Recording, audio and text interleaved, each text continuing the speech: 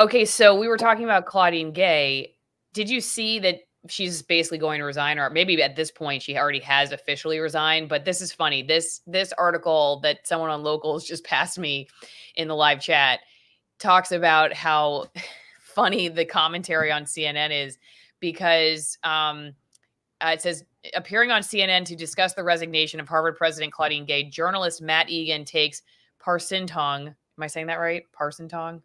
I have no idea what it is. I don't know what that word is. Spin to new levels of professional obfuscation. I know what that word is. During his review of Gay's plagiarism, Mr. Egan notes Mrs. Gay has not been, quote, accused of stealing ideas. She has been accused of, quote, copying other people's writing without attribution.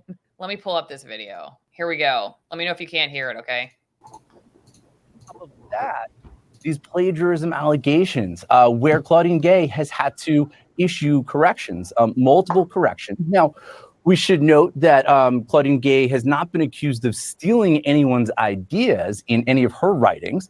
She's been accused of sort of more like copying other people's writings without attribution. So it's been more sloppy attribution than stealing anyone's ideas. But nonetheless, what is the difference? He said sort of. He's just a pathological liar or a moron. It's one of the two. He can sue me. I'll meet him in court. He's just an idiot. But what it is that's the propaganda machine. When you turn on these media outlets, they will say stuff. I listened to Merrick Garland say that on January 6th that the rioters killed 5 cops. The Attorney General of the United States lied his ass off to Congress. A blatant lie. And so I don't know how we deal with a society where blatant lying no longer has consequences. We're in real trouble. You're a libertarian. What would you deal with as far as punishment for blatant lying? I mean, you're not talking about the government coming after people for lying, are you? No. Well, the government will come after me for any reason they want, obviously. Well, right? If they decide they want to come after me, they're not going to wait for me to lie. Right. No. Merrick Garland is just incompetent.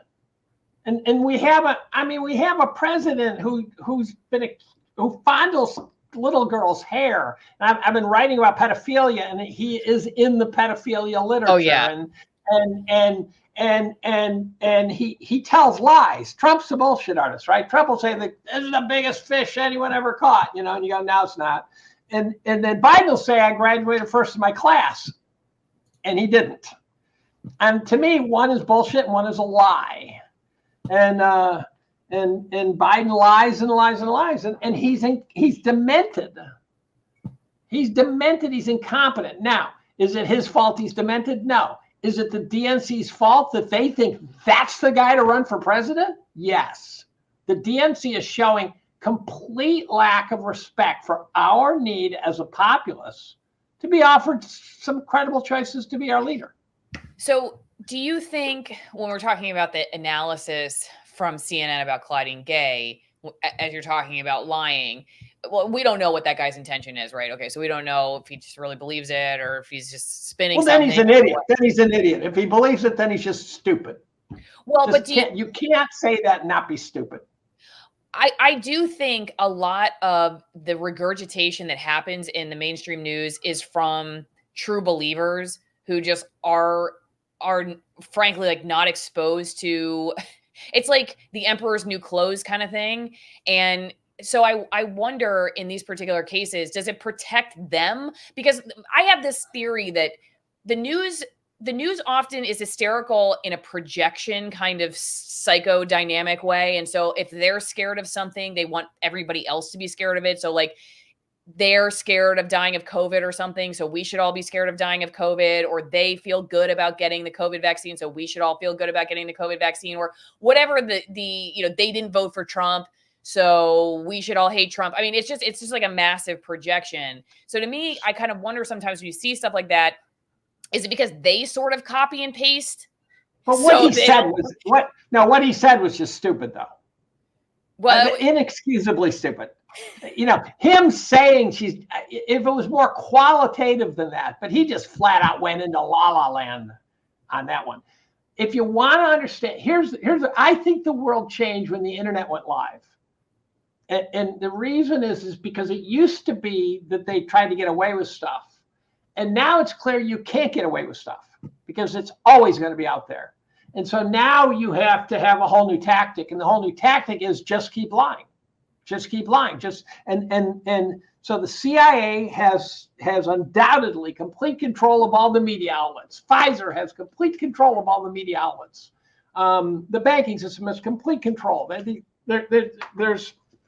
So whatever narrative I wrote about Ukraine last year. The Ukraine story is just a fistful of lies, just unbelievable lies.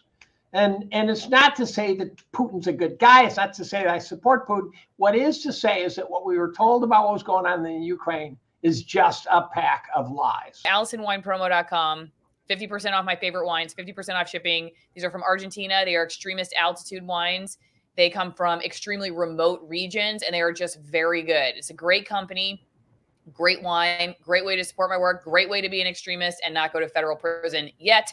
I cannot promise you that in the future, this will not be something that you can go to federal prison for. But for now, you go to AllisonWinePromo.com, support my work, and have a great wine. It's a great way to give a gift. Think about what grandma's going to say. You show up with this wine after unfriending her on Facebook. You listen to Dave. You thought she was crazy. You hear Dave. You're like, wow, he's a Cornell professor. He's saying the same thing my grandma was saying. I shouldn't have done that. I shouldn't have pushed her out. I shouldn't have pushed her out of the dining room that one time when she tried to take my turkey and she told me she voted for Trump, or she doesn't believe in climate change, or whatever it was that she did that you didn't like. Give her the gift of an AllisonWinePromo.com, support my work, and get her back in your good graces. You can also go to greenpasture.org and get some vitamin D from my favorite fermented cod liver oil, butter oil blend. This is at greenpasture.org, and you can use the promo code Allison10 or just check out the affiliate links in the description, pinned comments. They have a bunch of different products that are really good for you, but this is the one that I take. I've been taking it for like 13 years. It's great for your teeth, great for your brain, high in omegas, high in vitamin D. It's not a supplement. It's a fermented food. So go check them out. And they're also very pro free speech. They were the ones who put me up in a hotel to go to the Wise Traditions conference and meet all kinds of amazing doctors. Finally, twinenginecoffee.com/Allison, USDA certified organic roast from Nicaragua, also extremist altitude. These are, like I said, USDA certified organic, and we have light roast, dark roast, espresso, and there's tea. If you're a tea drinker, you can get some tea. We've got little sample packs you can get there too if you just want to try out what you like the best. We've got cold brew. There's all the kinds of stuff. Leatherworks, local craftsman stuff.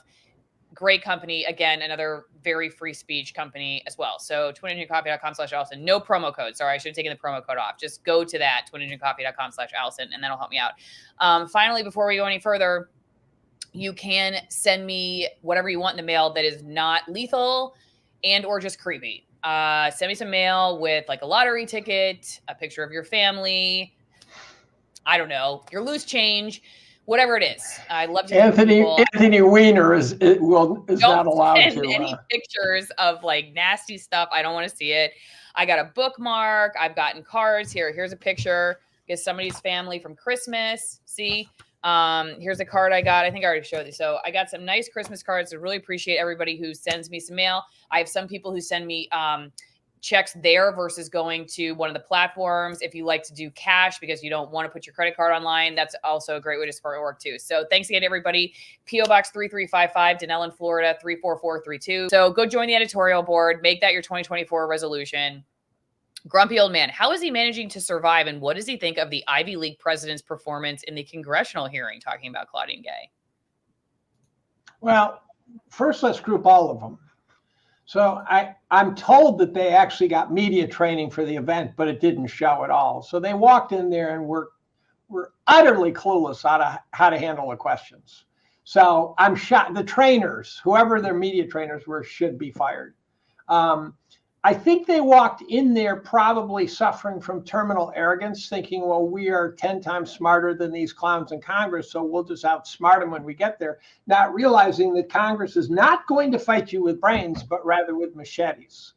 And so they got in there and they got the crap kicked out of them inexcusably. Now, would I fire them? No. No. All three of them proved that you shouldn't fire them because three major university presidents got caught at the same time. Claudine Gay, on the other hand, is a disaster of a higher order. So Claudine Gay turns out to, in the humanities, you publish both papers and books. A lot of times the books count more than in the sciences. The sciences publishing books doesn't mean squat. Claudine Gay has 11 papers, no books. She shouldn't have gotten tenure. It turns out she committed plagiarism in what appeared to be most, if not all, of her papers in her PhD thesis. So she shouldn't have gotten a job as an assistant professor. She shouldn't have gotten tenure. She sure as hell shouldn't be president of Harvard. She also simultaneously, in this narrative, she destroyed the career of a guy named Roland Pryor, who was voted the most prominent economist under 40. Roland was a Black American who had actually shown that many of the narratives about why kids coming from the hood fail are just not right. They're not supported by the data. So she said, well, we can't have that. So she got him kicked out of Harvard. Another guy, whose name escapes me, but he actually agreed to defend Harvey Weinstein on the logic that the most criminal people need legal defense when they go to court, if anyone does. And so Harvard, to the extent that one of their guys was chosen to defend Harvey, should be say, yeah, we have the best guys, of course. But apparently Claudine Gay thinks that Harvey Weinstein is so slimy, which if there is a guy who's too slimy, it's him, to not deserve good counsel. And so she is a menace to society. What bothers me, though, is that this is part of a much, much bigger narrative. It's all part of a much bigger narrative. The climate change, the wokeism, all this crap is a bigger narrative about the rise of neo-Marxism. And there's some great books on it. A guy to watch is a guy named James Lindsay. I think the best book is by a guy named Chris Rufo. Can't remember the title, but he connects Marcuse from the 50s, a theorist, to Angela Davis and the Weathermen and all these crazy bomb throwers from the 60s to the present as an unbroken stream. And what they figured out late in the 60s, early 70s was you're not going to turn the US into a Marxist state by throwing bombs. We have to take over academia. And they did. The fact that Claudine Gay is president of Harvard shows they have won.